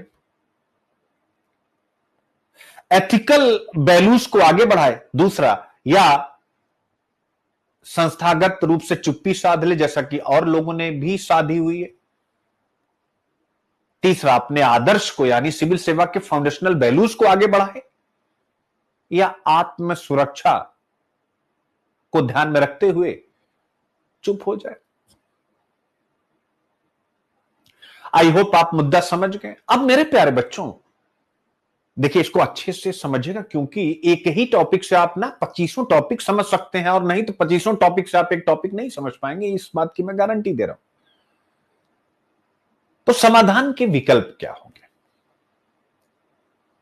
अभी मैं केस स्टडी को डिटेल में जाने के बाद जो आर्टिकल में है उसके साथ कनेक्ट कर रहा हूं। विसल ब्लोअर प्रोटेक्शन लॉ, मुखबिर संरक्षण कानून का सहारा लेकर के रामेश्वर रिपोर्ट करे क्या एक विकल्प है कि नहीं? अरे भाई, विसल ब्लोइंग की तो सुविधा है ही है। पहला तो ये वो कर सकता है, आप उसको यह सुझाव देंगे भैया करप्शन है, तुम ईमानदार आदमी खोल दो मूल। लेकिन दूसरा, उसके जो वरिष्ठ हैं जो कह रहे हैं कि तुम चुप रहो, तो कह दो भैया देखो लिखित में दो मुझे कि मैं चुप रहूं तो मैं चुप रहूंगा, रिटर्न में आप लेंगे तो कोई देगा नहीं। इसके अलावा एक चीफ विजिलेंस ऑफिसर होता है या लोकपाल होता है, आप उसको भी शिकायत कर सकते हैं। तीसरा विकल्प आप उसको यह बताएंगे। एक और विकल्प हो सकता है कि आप स्वयं अभी की स्थिति में चुप रहें तात्कालिक रूप से, लेकिन दीर्घकालिक सुधार के लिए चूंकि आप आईएएस अधिकारी हैं, तो जो आपके हाथ में डोमेन है उस डोमेन में ईमानदार भर्ती प्रक्रिया के द्वारा ईमानदार लोगों को लाएं, उनकी संख्या बढ़ाएं। ईमानदार ज्यादा हो जाएंगे तो करप्ट अपने आप निष्क्रिय हो जाएंगे। इसके अलावा आप जितने भी यूपीएससी के ट्रेनिंग इंस्टीट्यूशंस हैं, चाहे वो आईएएस की लवासना हो, सरदार पटेल हैदराबाद या कोई भी ट्रेनिंग इंस्टीट्यूशंस में एथिक्स री-इन्फोर्समेंट की मांग करें, यानी नैतिकता को मजबूती के साथ सिखाया जाए। ठीक है, तो आप देख सकते हैं। तो सर्वश्रेष्ठ उपाय यही होगा कि वह अपने नैतिक मूल्यों को ना छोड़े और रणनीतिक ढंग से कदम उठाए। ठीक है मेरे प्यारे बच्चों, और उसमें वह अगर उसे सहयोग नहीं मिल रहा तात्कालिक रूप से, तो विसल ब्लोइंग वाले ऑप्शन पे आप टिक कर दीजिएगा। सिंपल सी बात। समझ में आया कैसे विकल्प ढूंढने और कैसे क्या काम करने? घबराना नहीं, 26 वालों की 1 जून से ही क्लास शुरू होने जा रही, तो एकदम आपको परेशान होना नहीं है। ठीक है, और एथिक्स और ऐसे से ही क्लास की शुरुआत में करने जा रहा हूं। अब आगे बढ़ा जाए बच्चों, दूसरा टॉपिक आपके सामने आता है विनोद। देख रहे हो ना विनोद? तो विनोद भी एक ईमानदार अधिकारी बेचारे का कई बार खेमका जी की तरह ट्रांसफर हो चुका है, जो यहां लिखा हुआ आप पढ़ेंगे। क्यों? क्योंकि भाई ऑब्वियस है भ्रष्टाचार के विरोधी। अब इस केस स्टडी में उन जिस डिपार्टमेंट में है उसका प्रेसिडेंट भी करप्ट है और पॉलिटिकल इंटरवेंशन, राजनीतिक हस्तक्षेप भी हो रहा है, यानी कि लोग चाह रहे हैं कि मतलब विनोद का फायदा अपने राजनीतिक हित के लिए उठा सकें। अब यहां पर जो नैतिक मुद्दा आता है कि विनोद सत्ता के दबाव में आ जाए या अपने इंस्टीट्यूशन यानी जिस ऑर्गेनाइजेशन को लीड कर रहा है उसकी ऑटोनॉमी को बनाए रखे, निष्पक्ष रहे, फाउंडेशनल वैल्यू को आगे बढ़ाए। इस प्रकार के विषय यहां पर आ रहे हैं। तो मेरा कहने का मतलब है इन दोनों केस स्टडीज से सिद्ध होता है कि आज की सिविल सेवा में, जैसा कि आर्टिकल में कहा गया, ईमानदारी एक अकेली लड़ाई बन चुकी है।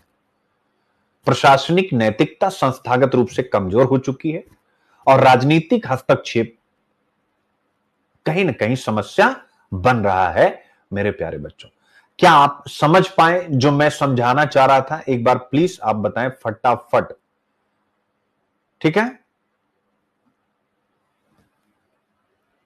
एकदम मजा आ गया? चलिए ठीक है, अब आते हैं बिहार वाले बच्चे, यानी 71 बीपीएससी की जो तैयारी करेंगे उनके लिए आज से ही तहलका.com यहां पर चालू है। कहां भाई धोबिया कुकुर न घर के न घाट के हैं? कहां है दोस्तों, मेरे दोस्तों कहां गया? आ जाओ भाई। अच्छा बेटा, यूपीएससी निकल जाएगा, विश्वास करो। बस ऑप्शनल की मेंटरशिप मेरी लो, चाहे जो भी आपका ऑप्शनल हो, और उसके बाद हिंदू फॉलो करो, ऑप्शनल एथिक्स ऐसे रगड़ देते हैं। और प्रीलिम्स का फाउंडेशन 1 जून से संडे से स्टार्ट करने जानी। 1 जून से मेंस और प्रीलिम्स दोनों का अलग अलग फाउंडेशन है। इसलिए मैं नहीं कह रहा हूं ऐड के लिए, इसलिए कह रहा हूं जिंदगी बदलेगी नहीं तो फिर आपको पता नहीं कि आपका मुकाबला किन लोगों से। चलिए, तो यहां पर लिखा हुआ था धोबिया कुकुर ना घर के ना घाट के। एक बार आ जाते हैं, इस विषय को करा देते हैं। और जो भी बिहार के बच्चे नहीं होंगे उनको ये नहीं सोचना है यार हम क्यों पढ़े, बस आप ये देखो कि सर कैसे एनालाइज करते हैं। अब धोबिया कुकुर न घर के न घाट के यहां कैसे कनेक्ट होगा, जरा देखिएगा। यानी धोबिया कुकुर न घर के न घाट के का मतलब क्या होता है? यह ऐसे व्यक्ति के बारे में, पर्सन के बारे में, व्यक्ति या पर्सन के बारे में, या वर्ग यानी क्लास के बारे में, या कम्युनिटी यानी समुदाय के बारे में कही जाती है जो किसी भी पक्ष में स्वीकार्य नहीं होता। यानी ना इसे एक्स स्वीकार करता है, ना वाई और ना ही जेड। यानी वह ना तो एक पक्ष का पूरी तरह हो पाता है और ना दूसरे पक्ष का उसके पास, इसीलिए ना तो पहचान होती है और ना ही सम्मान। आप अपने आसपास गांव शहर में ऐसे बहुत से लोग देख सकेंगे। यह क्लियर हो गया धोबिया कुकुर ना घर के न घाट के की मीनिंग क्या। अब आता है आज, यानी जो एडिटोरियल है, आज भारत के कुछ सिविल सेवक, आज भारत के कुछ सिविल सेवक, मेरे प्यारे बच्चों, कहां है भाई? आज भारत के कुछ सिविल सेवक, ठीक है, धोबिया कुकुर न घर के न घाट के, जो टॉपिक हम लोग डिस्कस कर, विशेषकर युवा अफसर जिनका आर्टिकल में जिक्र किया गया है, वह धोबिया कुकुर जैसी स्थिति में आप फंसे हैं। कैसे आप फंसे हैं, इस विषय पर आप एक बार चिंतन करिए मेरे साथ। अब कैसे? जैसे पहला, राजनेताओं के दबाव में कार्य करने वाले कुछ अफसर होते हैं, तो भाई वो धोबिया कुकुर न घर के न घाट के कैसे फंस रहे हैं, जरा सुनते जाएगा। तो जो अफसर राजनेताओं के दबाव में कार्य कर रहे हैं, तो वो नीतिगत भ्रष्टाचार में फंस जाते हैं और अंत में बलि का बकरा बनते हैं। यानी धोबिया कुकुर न घर के न घाट के, यानी ना तो बचते हैं, यानी फंस जाते हैं, और ना ही अपने सिविल सेवा के दायित्वों का निर्वहन ही कर पाते हैं। दूसरा, जनता के लिए काम करने वाले ईमानदार अफसर, अब क्या होता है, उनका ट्रांसफर हो जाता है, उनको किसी न किसी बहाने सस्पेंड कर दिया जाता है। ठीक है, इस प्रकार की चीजें। तो ये भी बेचारे अगर बहुत ईमानदार हैं तो भी ना इधर के हैं ना उधर के हैं, यानी किसी के भी सगे नहीं, धोबिया कुकुर ना घर के न घाट के, उनको पोस्टिंग ही नहीं मिलेगी। इसके अलावा कुछ अधिकारी होते हैं, तीसरा, नैतिक द्वंद में फंसे होते हैं। वे ना तो भ्रष्ट व्यवस्था का हिस्सा बन पाते और ना उससे बाहर निकलकर कुछ क्रांतिकारी कर पाते हैं। तो उनके संदर्भ में होता है कि धोबिया कुकुर ना घर के न घाट के। कहने का अर्थ है कि सिविल सेवक ना सिस्टम के हो पाते हैं, ना समाज के आदर्श बन पाते हैं, ना सिस्टम के हो पाते हैं और ना समाज के आदर्श बन पाते हैं। इसी को ना घर यानी सरकार के और ना घाट यानी जनता के ये बन पाते हैं। मेरे प्यारे बच्चों, आई होप आप इसको बहुत बढ़िया से समझ गए हैं। धोबिया कुकुर ना घर के ना घाट के, एक आध बार और डीपली पढ़ेंगे, चीजें और बेहतर ढंग से आपको समझ में आ जाएंगी। अब बताओ भाई बिहार वाले, अब आनंद आया कि नहीं आया? तो चाहता हूं कि 71 बीपीएससी का मेंस अब की बार चूंकि डिटेल्ड में होगा, पिछली बार हमने इस बार भी डिटेल में ही कराया है, लेकिन स्वाभाविक रूप से हमने ऐड किया था टेस्टा मेंस का, क्योंकि मेरा पूरा फोकस यूपीएससी 2025 पे था। जितने भी बच्चे हैं, मेहनत खूब की गई है, अब आगे ईश्वर के हाथ में।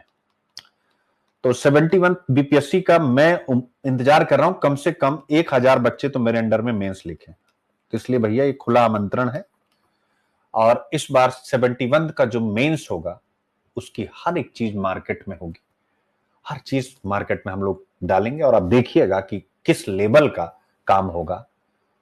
ठीक है, क्योंकि 20-25 हजार बच्चे मेंस लिखते हैं, तो अब ये से 1000 हमारे यहां से लिखें, ऐसी मेरी इच्छा है। ठीक है, क्योंकि हमारे पास डीआई के टीचर है ही नहीं है, बाकी मैं एक आपके लिए उपस्थित ही हूं, बताने की जरूरत ही नहीं। तो अब आते हैं, यानी अगर आप यूपीएससी की तैयारी कर रहे हैं तो 2026-27 के लिए मेरे प्यारे बच्चों क्यों हमारे साथ जुड़े। हमारा प्लेटिनम यानी फ्लैगशिप प्रोग्राम, जो पूरा कोर्स अगर आप जोड़ेंगे, बहुत आराम से इसको सुन लीजिएगा। Personal mentorship plus GS foundation दोनों, और ये कहने वाली नहीं, जो पर्सनल मेंटोरशिप मैं अलग से दे रहा हूं वही उसके साथ पूरा कोर्स आपको दे रहा हूं। जरूर इसको आप लीजिएगा मेरे प्यारे बच्चों, ठीक है? Point is clear? तो इसको आप जरूर नोटिस करिएगा इस कोर्स को। इसमें पर्सनल मेंटोरशिप के साथ कंप्लीट कोर्स है। अगर आप कंप्लीट कोर्स यानी जीएस, ऑप्शनल, प्रीलिम्स की टेस्ट सीरीज, मेंस की टेस्ट सीरीज, ये सब अगर शामिल करेंगे 2,35,000 बनता है किसी भी कोचिंग का। एक्स्ट्रा सब कुछ, प्री की टेस्ट सीरीज, मेंस की test series, each and everything सब इसके अंतर्गत इंक्लूड है। तो आप इस कोर्स को जरूर अपने दिमाग में रखिएगा। दूसरा, अगर आप केवल मेंटरशिप नहीं चाहते, आपको है कि भाई मेरी सर के साथ पूरी तैयारी हो जाए, तो डायमंड बैच है जिसमें आप 15 महीने में पूरा कोर्स कंप्लीट पाएंगे, ऑप्शनल और जीएस दोनों आपके सामने। अगर कुछ बच्चे ऑप्शनल हमारा तैयार है, केवल हम जीएस करना चाहते हैं, तो आप केवल जीएस कर सकते हैं, वो भी यहां पर अवेलेबल है। और अगर आप केवल ऑप्शनल करना चाहते हैं, तो ये जितने ऑप्शनल यहां लिखे हैं सबकी मेंटरशिप में दे रहा हूं, आप इसमें भी जुड़ सकते हैं।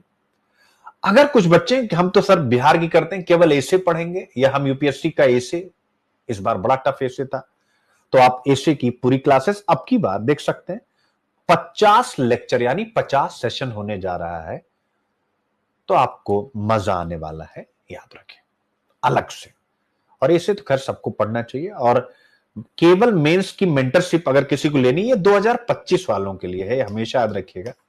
26 वाले अपनी खुशी से भले आ जाएं, बाकी ये 25 वालों के लिए, जिसमें मेन आकर्षण है कॉपी इवेल्युएशन। ऐसे ही बैठ करके मैं लाइव बच्चों की कॉपी चेक करूंगा, इसलिए इसकी इस बार फीस रखीगी, जिससे इस बीच मेरे ऊपर किसी प्रकार का आर्थिक दबाव ना बने और मैं कॉपी चेक करूं। और मुझे लगता है कि हिंदी माध्यम बच्चों को यह समझना होगा, इंग्लिश मीडियम में जितने भी मेंटर हैं मेरे प्यारे बच्चों, सब 19, 20, 22, 25 हजार ऐसा लेकर के ही मेंस की मेंटरशिप देते हैं। केवल यहां तो मैं कॉपी भी चेक करूंगा, वही प्रोफेशनलिज्म आप लोगों को अपनाना होगा। और फिर आता है सीसेट की मेंटरशिप। तो आपको जो चाहिए आप सब ले सकते हैं, ये फोन नंबर है, आप हमारे साथ जुड़ सकते हैं। ऑफर अभी चल रहा है, क्लास 1 जून से स्टार्ट होगी, संडे को सारी क्लासेस, जिसमें 3 लेक्चर मेरे रहेंगे पर डे लाइव। और तीनों लेक्चर मैं बता देता हूं, यानी पहला लेक्चर होगा किसके लिए, यानी जीएस मेंस के लिए। दूसरा लेक्चर होगा, मतलब जीएस मेंस यानी इथिक्स प्लस ए से। दूसरा लेक्चर होगा 7 PM, हिंदू का टाइम बदल जाएगा, 7 PM होगा। और फिर 9 PM आपका होगा ऑप्शनल, मेरे प्यारे बच्चों, बिल्कुल नए ढंग से। ये हमारे 3 प्लान जो आपके सामने आए। बाकी सीसेट की क्लास हम स्टार्ट करेंगे जून में ही, यानी प्रीलिम्स के लिए, क्योंकि प्रीलिम्स फाउंडेशन में सीसेट और प्लस इन्वायरमेंट और ज्योग्राफी की क्लास स्टार्ट होगी प्रीलिम्स फाउंडेशन में। इधर मैं मेंस और इधर प्रीलिम्स की तैयारी हमारी टीम, और मिल करके जैसे ही मेंस खत्म होगा देन मैं तुरंत प्रीलिम्स में कूद पड़ूंगा, ठीक है?